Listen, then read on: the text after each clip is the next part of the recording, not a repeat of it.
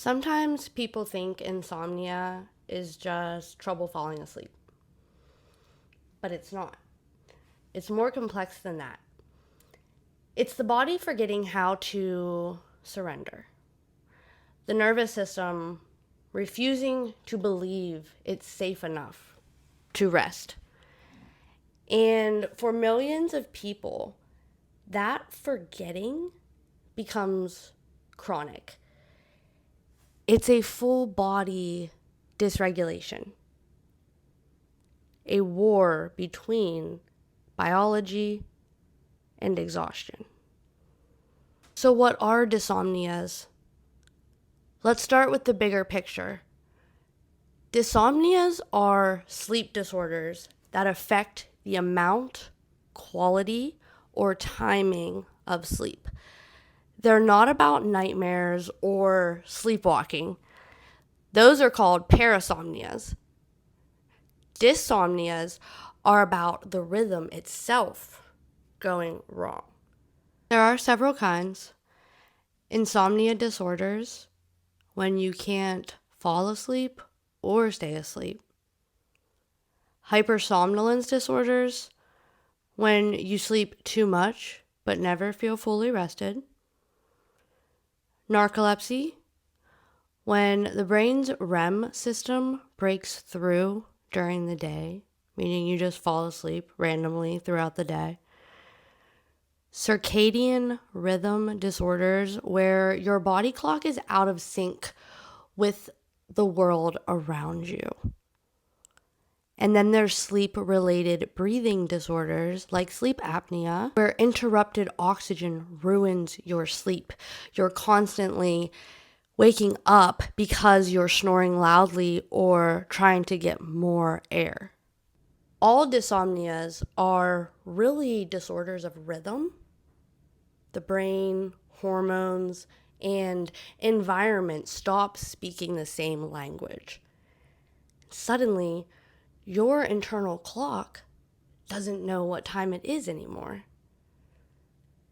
And for a lot of people, they describe it like they lie down at night and they cannot turn their brain off. Usually it's anxiety or reminiscing or ruminating about things that happen throughout the day. In the center of the brain sits the suprachiasmatic nucleus, or the SCN, which is a cluster of neurons that tells every other cell in your body what time it is. It runs on light cues. So sunlight hits the retina in your eye that sends a signal to the SCN, and then your body adjusts your melatonin, cortisol, and temperature accordingly. When that system is thrown off by stress, trauma, being on night shift, or flipping back and forth between night shift and day shift, your phone light, your anxiety level, chronic pain, the entire circadian rhythm starts to drift when these things are imbalanced. You might feel tired at night, but wired mentally. You might finally fall asleep at 4 a.m. and wake up already depleted. That's where insomnia often begins, not as a bad habit, but as a biological miscommunication. Insomnia is the most common dyssomnia, and it shows up in three main ways. One is onset insomnia, which is when you have trouble falling asleep. Number two is maintenance insomnia, which is when you wake up frequently throughout the night. And then there's terminal insomnia, which is number three, which is waking too early and then not being able to fall back asleep.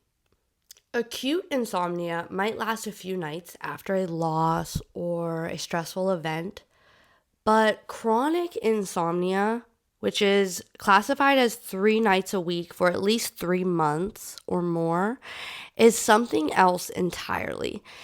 It becomes a learned state of hyperarousal. The body no longer recognizes darkness as downtime. The HPA axis, which is the stress system in your brain, keeps releasing cortisol when it should be quieting down. The amygdala keeps scanning for danger. The parasympathetic nervous system, which is the rest and digest mode, never fully takes over. That's why people with trauma histories are often wide awake at 2 a.m. Their bodies don't trust silence. Insomnia doesn't just make you tired, it changes how your brain works. Your prefrontal cortex, which is the part that makes decisions and manages emotions, goes offline. Your amygdala, which is the fear center, gets louder and starts alarming. That imbalance creates irritability, anxiety, poor memory, and emotional reactivity, creating irritability and fights with the people that you love, and terrible mornings with your kids trying to get them ready for school, or terrible nights with your kids trying to get them ready for bed. I hear that a lot. Because over time, sleep deprivation and sleep loss drives inflammation. It increases your risk of hypertension, which is high blood pressure, diabetes, which is high glucose, even depression and suicidality. Diabetes isn't just high glucose. The point is, dyssomnias are not minor. It's one of the most underestimated public health crises in psychiatry. It's a big deal. And the cruel part is insomnia often masquerades as other conditions. It looks like ADHD. It looks like depression. Sometimes clinicians treat the symptoms, mood swings, low motivation, without realizing the root problem is exhaustion at the cellular level. When you can't sleep, you start to dread the night. You start clock watching. You fear the hours slipping away as nighttime approaches. That anxiety itself becomes the cue that keeps the body alert. It's not that you don't want to sleep.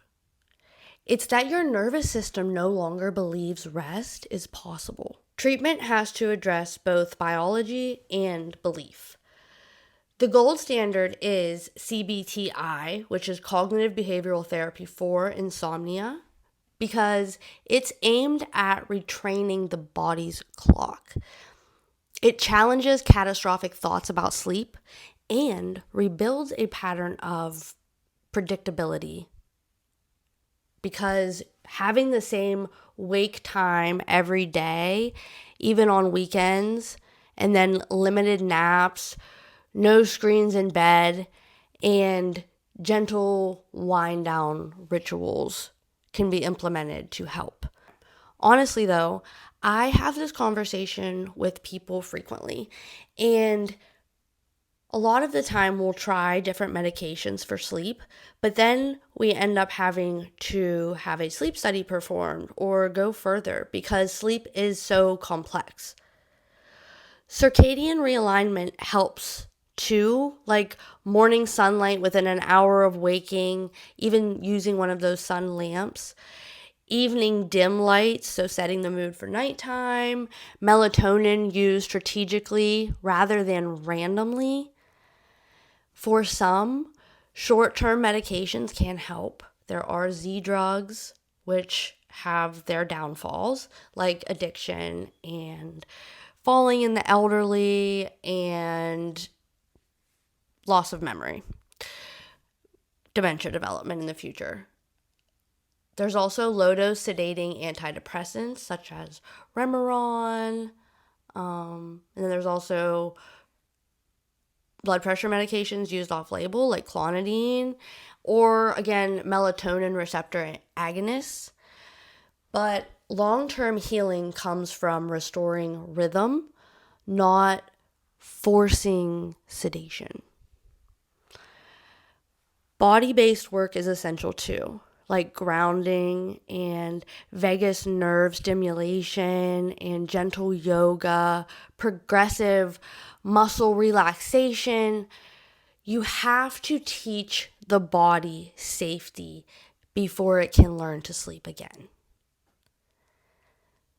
Sleep is where the mind integrates and the body repairs. When you lose sleep, you lose restoration, not just rest. Healing insomnia isn't about shutting the body down. It's about reminding it that it's finally safe to rest again. If your nights feel endless, please know this.